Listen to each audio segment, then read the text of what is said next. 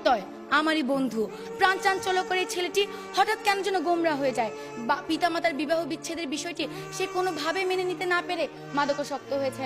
Speaker, আমি যখন তাকে জিজ্ঞেস করি তখন সে আমাকে উত্তরে বলে যে সিমিন, আমি যখন ঘুমের ওষুধ খাই না তখন আমার শান্তি লাগে, আমি না সব ভুলে যাই। মা বাবা যতই ঝগড়া করুক না কেন আমার কিছুই আমার কানে যাচ্ছে না। স্পিকার, সে আমাকে সেটিও বলেছে যখন আমি দেয়ালে আঘাত করি তখন দেয়াল দুলে কিন্তু আমার হাত দুলে না। ফিরে আসছি আবারও আমাদের বিরোধী দলের বক্তাদের কাছে। আহ্বান করছি মাননীয় বিরোধী দলীয় উপনেতা মার্জিয়া কবিরকে এই পর্যায়ে তার বক্তব্য প্রদান করার জন্য। 48, 52, 71 আর 90 21 শতকের প্রেরণা।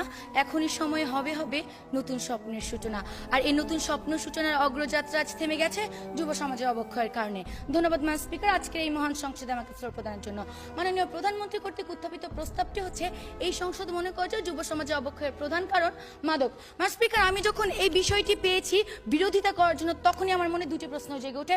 প্রশ্ন, মাদক কেন গ্রহণ করা হচ্ছে? দ্বিতীয় প্রশ্ন, মাদক কখন গ্রহণ করা হচ্ছে? আর এই দুটি প্রশ্নের উত্তর যখন আমি বের করছি ঠিক তখনই দেখা গেছে যুব সমাজের অবক্ষয়ের কারণে আজকে মাদক গ্রহণ করা হচ্ছে, মাদকের কারণে যুব সমাজের অবক্ষয় নয়। ম্যাম স্পিকার, আর এরই মাধ্যমে আমার দলীয় অবস্থান স্পষ্ট হয়ে যায় এবং সরকারি দলের অবস্থান পুরোপুরি ভেঙে পড়ে। ম্যাম স্পিকার, সরাসরি চলে যাচ্ছে আমার দলের নেতা কর্তৃক অর্পিত দায়িত্বে।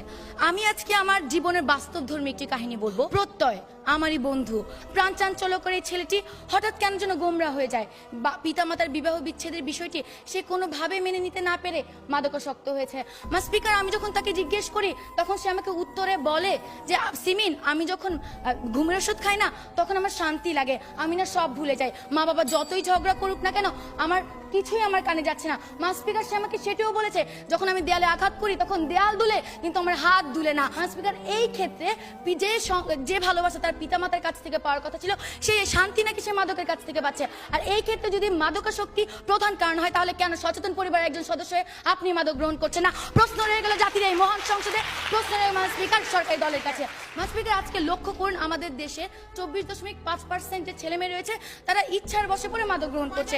এখন তাদের কথা হচ্ছে তারা হচ্ছে এক্সেপশনাল, আর আমরা সকলে জানি exceptional is never be called normal. Ma'am speaker, লক্ষ্য করুন আজকে পরিবার থেকে যে মাননীয় বিরোধী দলনেতা একটুখানি যে প্রশ্নটি নিয়ে আপনি আপনার পারিবারিক একজন মানুষের উদাহরণ দিয়ে পুরো বাংলাদেশের সকল যুবকদের উদাহরণ আপনি তুলে ধরতে পারেন না।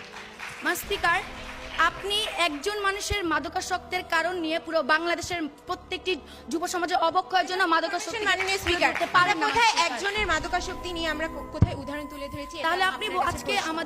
তাহলে আজকে আপনি বলে যাবেন যে আজকে যে অবক্ষয়গুলো ঘটছে সেই অবক্ষয়ের মধ্যে যদি আমরা মাদককে উঠিয়ে দিই যুব সমাজে কি আর কখনো অবক্ষয় ঘটবে না? আর যখন মাদক ছিল না তখন কি যুব সমাজে অবক্ষয় ঘটেনি? আচ্ছা করে অবশ্যই উত্তর দিয়ে যাবেন।